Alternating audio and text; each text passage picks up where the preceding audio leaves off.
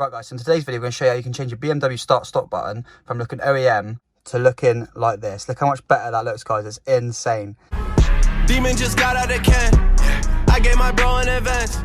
Guys, how's it going? And welcome back to the channel today. So as you can see from that opening intro bit, we are changing the button right there, the start-stop engine button. It's basic and black and bland and OEM, and we're going to be replacing it with the silver one right here. Now you're probably wondering, Luke, why did you choose silver? Now the reason I chose silver is just to be different, and I thought it would sort of match with the paintwork and that a bit, so it's just me being silly. But maybe I might change it to red to match the red interior in the future, but for now, these are the sort of tools we're going to be using today. It's relatively simple, guys. We've got some plastic tool, trim remover tools here. We've got the actual kit itself, which comes with like a little screwdriver flathead bit at the bottom there, as you can see, and some masking tape as well, just to protect from when you are using the tool. Now we'll jump into it in a minute. If you haven't got any of these tools here, like these plastic removing tools, you can use like a butter knife or something like that as well, and I'll show you where you're going to need this in a minute. But as you can see, we're working on my BMW today, my F Series 135i. So we're going to go ahead and jump straight into this, and hopefully it should look a lot cleaner. It's very simple, very easy to do, and you guys can do it at home in your driveway, in your garages, or wherever you are. So let's just jump straight into it and get on with the installation video. So the first thing I'm going to do is going to basically undo this, pull the steering wheel back as far as I can get, just give yourself loads of room so you can get in here and actually do some bits. So what you're going to do is with your little butter knife or your little plastic trim remover tool here, ignore this bit, it's just a bit of excess. What you're gonna have to do is you're gonna basically have to pry it from underneath. Now it comes out really easily, guys, but the thing I want you to do is make sure you mask up around here, especially if you're using a knife or something like that, just to protect the actual trim bit itself here.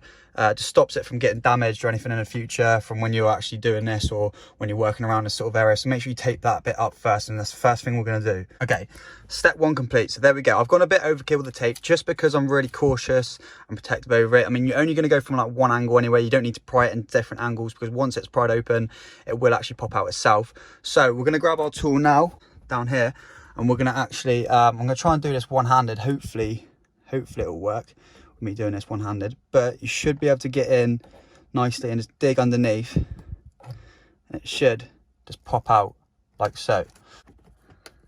There you go. So it comes out nice and easy. You've got two little clips at the top, 3 clips actually, what I'm on about. It's 3 clips. You've got one at the top here and 2 at the bottom. Make sure you don't go bending any of these guys or anything, because it'll just cause hassle for you in the future. And you've obviously got this bit at the back as well. Now this is obviously connected to where your car starts, and there's also, if you notice at night, guys, when all of this lights up. Now you're probably thinking, Luke, if I put in a new button, will it still light up? Yes, it will. I think the only ones it doesn't with is the you can get carbon fiber looking ones. Just check on the inside of your actual button. We will in a minute. You should be able to see that it's quite like well, it's not see-through. The opacity is like you know, probably about 80%, so you can still get a bit of light coming through, which is good. So next step is to obviously get this clip off the back so we can get this unclipped, and then we can actually have the module itself just chilling, and then we can actually work on it a bit more. And what I might do is take it indoors, so then we have a bit more area to work with, so I can use both hands. So let's just quickly get this off, and hopefully I can do this one-handed. If I can't, I know I'll explain to you. I don't think I can do this one-handed. So, okay, so there we go. So you got 2 little so 1 clip there and 1 clip here on this side. Push them together, pull them out, and that is pretty much it. Now make sure you don't lose this, don't let it fall down anywhere. Just leave it as it is, leave your tape there, and it's all good. So now we've got the actual module itself.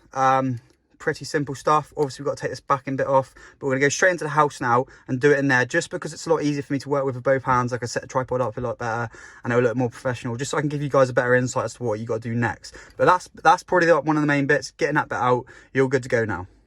Okay, so here we are with everything inside that you're gonna need. Now I've got I've got some tweezers as well, just in case it gets a bit sticky underneath this bit here. So you need to start taking off this top part of the module basically now. And the way to do that is, you see these clips you got going around here, like so. Undo those. Now make sure you go really subtle with this, because you really don't want to snap it or break any of these, because this basically controls, this is what plugs into your car, and if you do damage this or any of these clips, things might not work the same. So just be really cautious with when you're doing this, guys. This is my first time doing this, so I'm going to be quite subtle myself.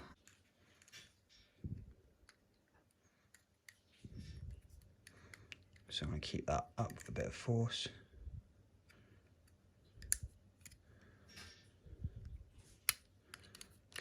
that, so that's those ones off. Just got these to do underneath here now.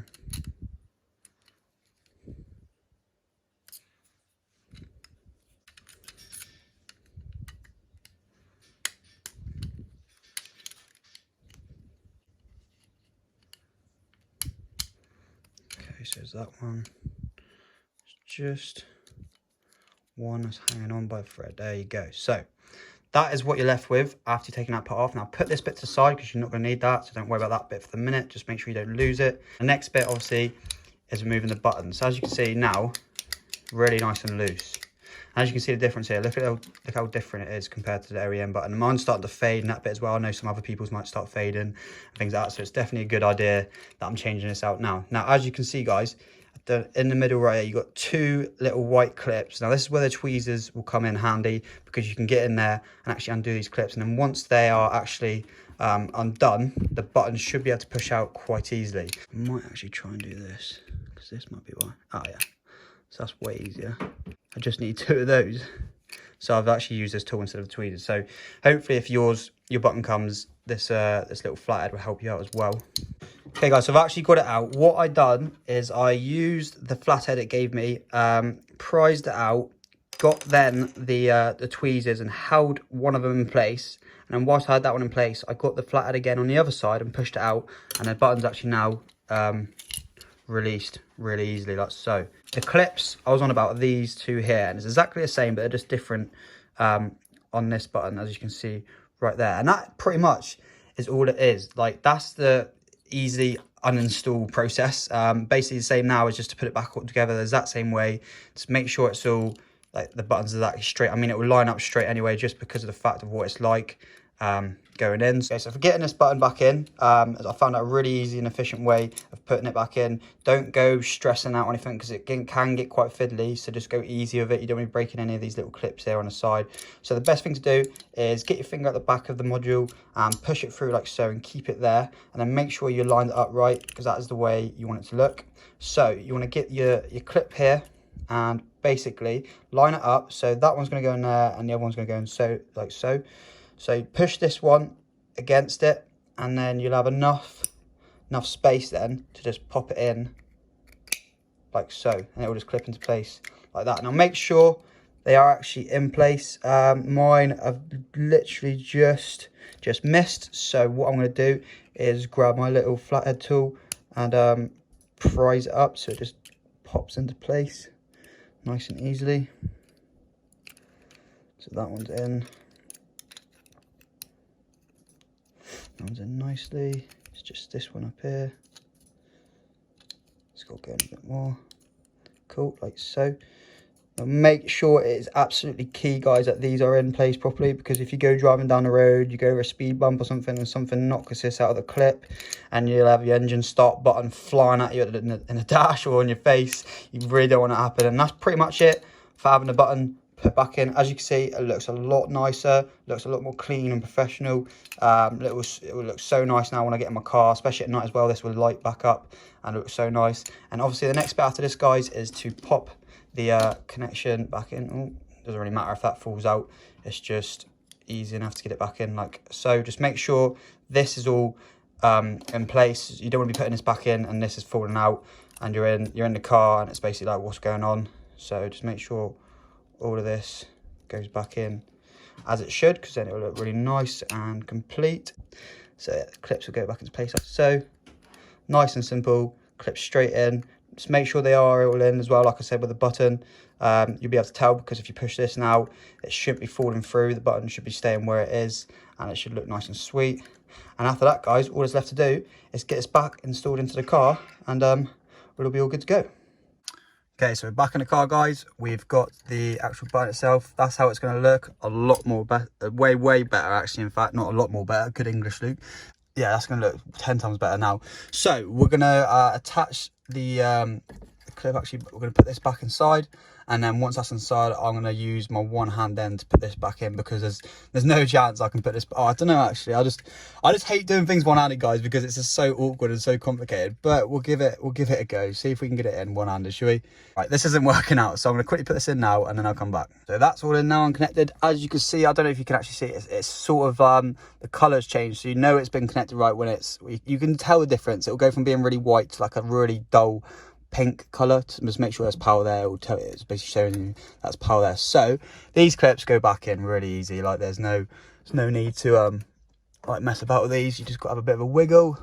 I'm gonna now take out the masking tape, and then this should slot in like so. So there we go, guys.